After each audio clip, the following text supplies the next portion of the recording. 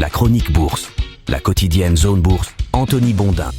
Salut à toutes et à tous et bienvenue dans ce point de marché Zone Bourse du jeudi 16 mai 2024. Il s'appelle ce matin « Le plafond boursier a sauté ». Le 16 mai pourrait facilement postuler au concours des dates anniversaires des trucs stylés mais complètement inutiles. La preuve, c'est le jour de la création de la Méhari, c'était en 1968, du Moonwalk en 1983 et de la Journée internationale du vivre ensemble dans la paix de l'ONU. Ça, c'est fêté depuis 2017. Je vais quand même vous donner un indice, l'une de ces trois choses n'existe pas vraiment. Ce qui est bien ancré dans la réalité, en revanche, ce sont les niveaux records des indices boursiers qui sont plusieurs à évoluer au zénith depuis hier soir. À chaque fois que les marchés ont douté au cours des 6 dernières semaines, un événement est venu raviver la flamme aux États-Unis. Hier, c'était une série de publications macroéconomiques quasiment optimales. Alors pas optimales pour l'économie parce qu'un certain nombre d'indicateurs étaient en perte de vitesse, non, optimales pour déstresser un peu les banquiers de la Fed et les pousser à réduire leur taux directeur. C'est le seul truc qui intéresse vraiment les gens qui spéculent avec notre argent. Hier, les planètes se sont à nouveau alignées pour le camp des partisans des multiples baisses de taux cette année. L'inflation d'avril reste trop élevée, mais elle a baissé plus que prévu et ça, c'était une excellente nouvelle. Mais en plus, l'indice d'activité Empire State était tout pourri, les prix immobiliers étaient faiblards et les ventes de détail ont été déprimantes. Traduction, l'activité freine mais l'inflation aussi. Donc la Fed a plus de marge de manœuvre pour réduire ses taux afin de préparer la relance économique. Tiens, pour l'anecdote, le Bureau of Labor Statistics, qui publie les données sur l'inflation aux États-Unis, a publié par erreur les chiffres à 14h hier au lieu de 14h30, c'est-à-dire à 8h au lieu de 8h30 aux États-Unis, mais les financiers n'ont pas eu l'air de s'en rendre compte, ce qui semble assez incroyable quand même à l'ère des réseaux sociaux. Ceci dit, les journalistes non plus, me direz-vous, alors que c'est un peu leur boulot. Voilà, le marché retrouve donc son scénario ciel bleu d'atterrissage économique en douceur. L'inflation est trop forte par rapport aux objectifs, mais elle est sur la bonne pente, verre à moitié plein donc, même si les incorrigibles contrariens ont mis le doigt sur les failles de cet optimisme. Les prix restent en surchauffe et la base de comparaison est vraiment favorable en ce moment, ça aide à la décrue et elle va prendre fin, cette base de comparaison favorable, à partir des données du mois de juin. Du coup, ça veut dire que l'inflation de mai devrait encore bénéficier d'un coup de pouce et qu'elle risque d'être favorable au marché. Les empêcheurs de spéculer à fond trouvent qu'il y a des raisons de s'alarmer, en plus de ça, ils pointent du doigt l'emballement des 7 derniers mois. J'ai lu hier soir que Bloomberg a avancé le chiffre de 11 000 milliards de dollars d'accroissement de la valorisation des actions américaines depuis les points bas du mois d'octobre 2023. Il pointe aussi les grincheux le retour de la frénésie sur les actions même si elles se sont fait un petit peu chahuter hier. Enfin, ces empêcheurs de spéculer à fond sont préoccupés par l'énorme décalage entre le beau fixe de Wall Street et le moral en berne des consommateurs américains. Ils mettent ça sur le compte d'un accroissement des inégalités entre Américains fortunés et autres Américains. Mais on a bien compris que les grincheux n'ont pas voix au chapitre durant ces phases. Les places européennes ont participé à la fête hier puisqu'elles ont repris ou poursuivi leur ascension. Le CAC 40 était malgré tout en petite forme avec la baisse de Total Energy et le repli des valeurs du luxe. Elles ont été affectées par les mauvais chiffres de Burberry. Je vous rappelle que le groupe britannique est, avec Salvatore Ferragamo et Kering, le vilain petit canard du secteur depuis un moment. L'indice large Stoxx Europe 600, lui, a signé une 9e séance consécutive dans le vert à 524 points. Il n'avait jamais atteint une telle altitude. En intégrant les dividendes, il a progressé de 11,1% en 2024. C'est mieux que le Nasdaq 100 qui a quand même pris, lui, 1,5% hier pour signer un nouveau record. Et pour faire bonne mesure, le S&P 500 et le Dow Jones ont eux aussi crevé le plafond. On peut noter en outre que la hausse est mieux répartie qu'elle ne l'était en début d'année aux États-Unis puisque c'était auparavant les grosses locomotives technologiques qui tractaient tout le monde. Or, depuis le 18 avril, le Russell 2000 qui comprend les petites et moyennes capitalisations américaines a gagné 8% pendant que le S&P 500 et le S&P 500 équipondéré affichaient à peu près la même hausse de 5,5%. Ça signifie que les petites entreprises profitent enfin de la hausse du marché et que les grosses actions du S&P 500 ne sont plus les seules à progresser au sein de l'indice. Les choses se présentent donc plutôt bien à la veille de la fin du mois boursier puisque la séance de compensation qui a lieu le 3e vendredi du mois est pour demain. Du côté de l'Asie-Pacifique, le marché chinois, plutôt apathique hier quand la rumeur sur un vaste plan de rachat de logements vides pour soulager les promoteurs a pris la mesure de l'annonce, cette fois, Hong Kong se reprend nettement et emmène Shanghai dans son sillage. Le tout alors que Vladimir Poutine est arrivé en Chine pour 2 jours de voyage officiel. Il va célébrer notamment l'alignement des positions entre Moscou et Pékin sur plusieurs sujets chauds du moment. L'actualité financière du jour sera par ailleurs dominée par la poursuite des annonces de résultats en Europe et dans une moindre mesure aux États-Unis. Il y aura aussi l'habituel lot de statistiques à suivre, en particulier de nouveaux indicateurs de confiance, de production et du marché du travail outre-Atlantique. En Asie-Pacifique hors Chine ce matin, le Japon et la Corée du Sud reprennent 0,8 à 0,9% en clôture, pendant que l'Australie brille en gagnant 1,8%, une progression alimentée par les espoirs d'assouplissement monétaire. L'Inde reste à quai comme souvent depuis le début de l'année. Quant aux indicateurs de tendance européens,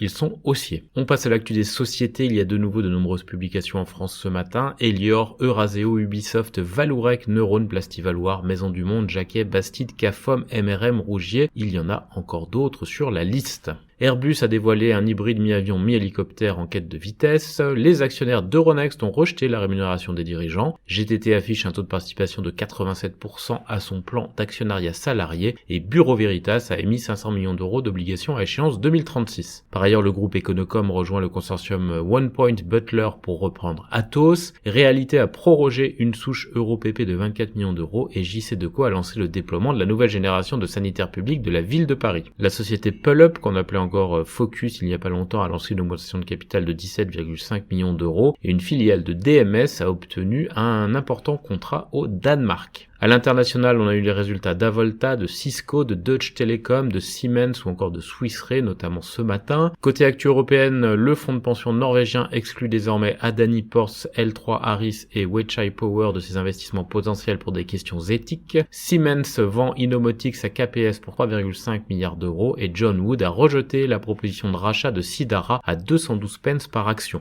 Un consortium qui comprend Baywa et Elisio a remporté l'appel d'offres pour le premier parc éolien offshore flottant de France. IDS, la maison mère de l'opérateur postal britannique Royal Mail, a accepté le principe d'une offre améliorée à 3,5 milliards de livres de la part du milliardaire tchèque Daniel Kretinsky. Et Roche a annoncé un premier succès clinique pour un GLP-1 expérimental de Carmo. Enfin, Sulzer prend une participation dans le canadien Wells Minerals. Côté publication de résultats aujourd'hui en Europe, Siemens, Deutsche Telekom, Zurich Insurance, Pernod Ricard, Swiss Re, KBC, Snam, Sage, BT Group ou encore Syensqo. Côté continent américain, Berkshire Hathaway prend une participation dans l'assureur Chubb. Netflix s'offre la diffusion des matchs NFL dans le cadre de son développement dans le domaine du sport et Amazon va investir 7,8 milliards d'euros dans le cloud en Allemagne. Microsoft demande à des centaines d'employés basés en Chine de déménager dans un contexte de tension entre les États-Unis et la Chine selon le Wall Street Journal. IBM crée 800 emplois liés à l'IA en Irlande et Pfizer propose jusqu'à 250 millions de dollars pour régler des milliers de procès concernant le Zantac selon les informations du Financial Times. Uber lance un service de navette vers aéroports, stades et salles de concert aux États-Unis. Blackbaud repousse l'offre de rachat de Clear Lake et sur l'agenda du jour, on a aux États-Unis Walmart, Applied Materials, Deere, Copart, Beidou ou encore Take-Two. Enfin, du côté de l'Asie Pacifique et d'ailleurs, le groupe chinois Xpeng se lance en France et en Allemagne avec ses véhicules électriques. Les principales publications du jour, Hindustan Aeronautics, Fubon Financial ou Galaxy Entertainment. Je termine en vous disant qu'il y aura une coupure dans le podcast, je pars en vacances quelques jours, par contre la chronique écrite sera toujours assurée par mon collègue Jordan Dufay. Voilà, je vous souhaite à toutes et à tous une très bonne journée et une excellente fin de semaine.